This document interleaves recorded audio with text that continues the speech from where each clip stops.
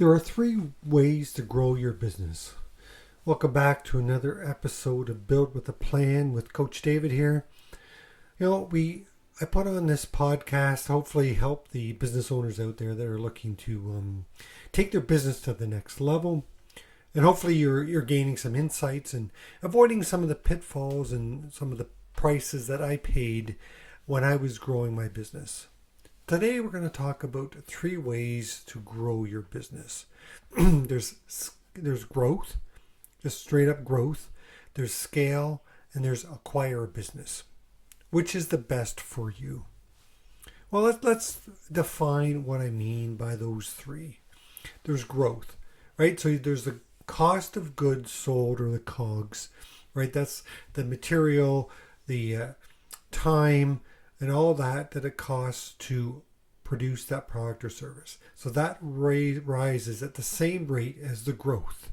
As in, the more clients that you get, the more, what it costs you to produce that product or service is the same. So therefore, your profit margin doesn't actually grow, it stays the same. Yes, at the end of the day, your profit will be higher, but the profit margin will stay the same because your COGS and your growth move at the same rate. Now that's growth, right? Now scale is is a bit different. Scaling means that your cost of goods don't rise at the same rate as your growth in clients, which means that your profit margin grows exponentially based on that. And that's where, most people want to say that they're scaling their business, but they're really only growing their business because they have to be very aware of what does your COGS, what does your cost of goods sold do when you acquire more clients. And acquire means that you actually either merge or you outright acquire another business. And that business could be a competitor of yours, it could be a complementary business to what you're doing, or it could be an entirely new aspect to your business, a new service or a new product. And as I was saying, most people say that they're actually scaling their business, but they're really only growing their business. Now you take an electrician, anybody that is a trade. Typically what happens is the more clients you get, the more trained staff you need to have, the more vehicles you need on the road. So therefore, your cost to deliver that service goes up at the same rate as acquisition of clients. Now, a good way to look at scale is typically software. Now, great examples of those are pick your favorite social media platform out there. They have acquired millions of users, but they didn't have to, their cost to deliver that product did not change. And that's why the subscription model for all these softwares out there, whether it's Canva, any one of those types of software out there, that you don't need to take on as many staff as you acquire new clients.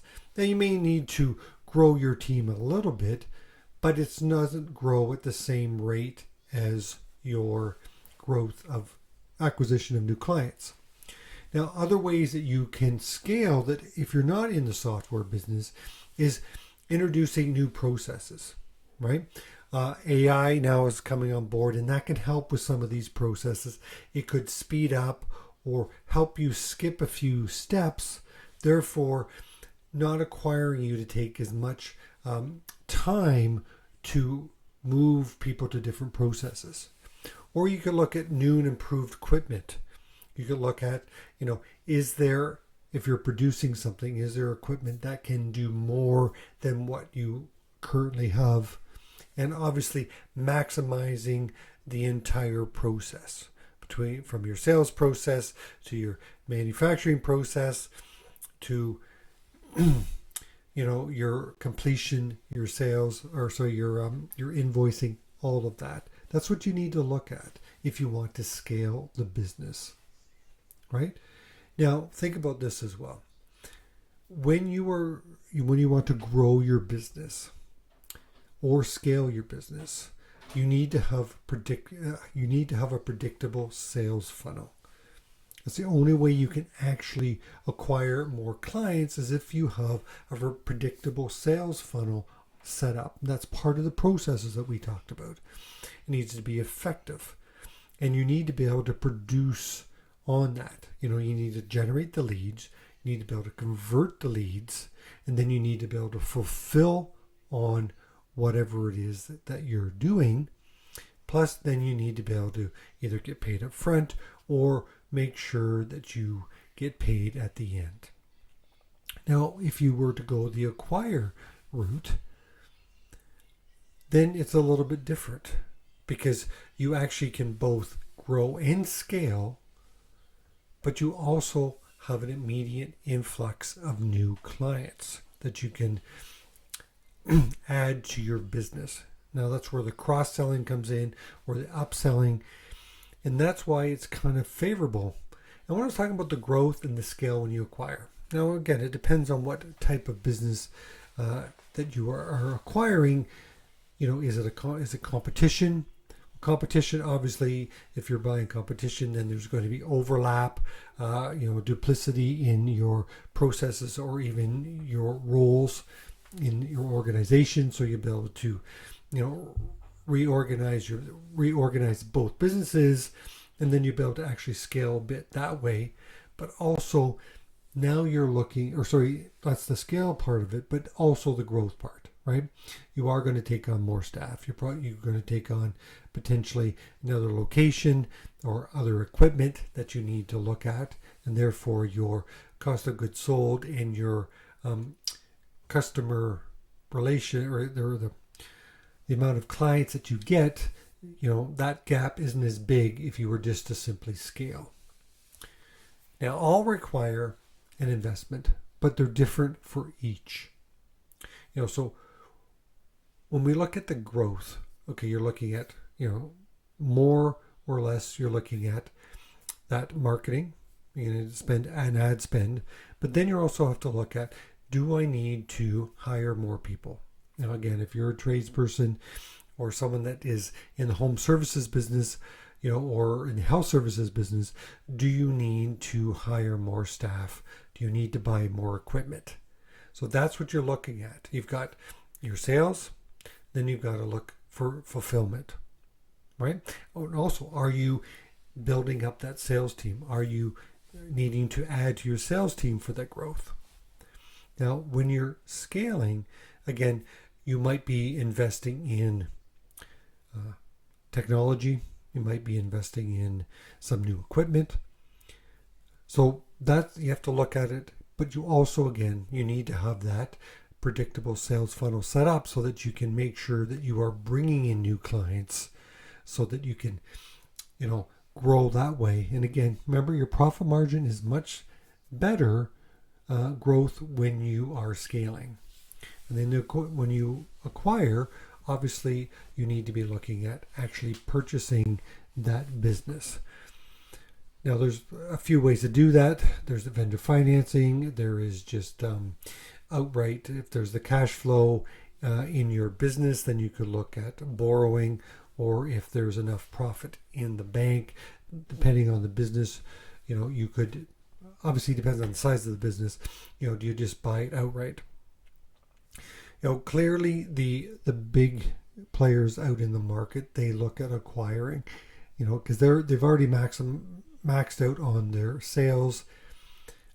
Their marketing is out there. So how they look at actually growing the profit, and you got to remember the big boys out there, they're looking at the profit, the bottom line. So if you're in a position now that you want to grow your business, you want to increase the profit. Ideally, what you want to do is you want to increase the profit margin. So growth, just straight up growth, is not necessarily the best. Yes, at the end of the day, there could be more profit in your bank account, but the profit margin is more or less going to stay the same. So you want to look at increasing that profit margin. So therefore scaling your business, looking at what can you do differently in your business. Can you add some software? Can you add new processes? Can you add new equipment? What can you maximize?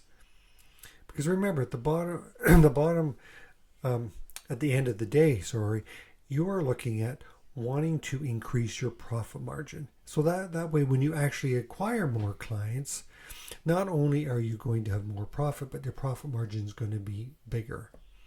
And then again, are you in a position to acquire? Now, usually when you're acquiring and you acquire for the competition, that's where you can maximize the staff, the processes. Get rid of any of the duplicity and any of the redundancies, and then that's where you immediately start seeing more profit margin. So which is the best for you? Well, it really depends on where you want to go with your business.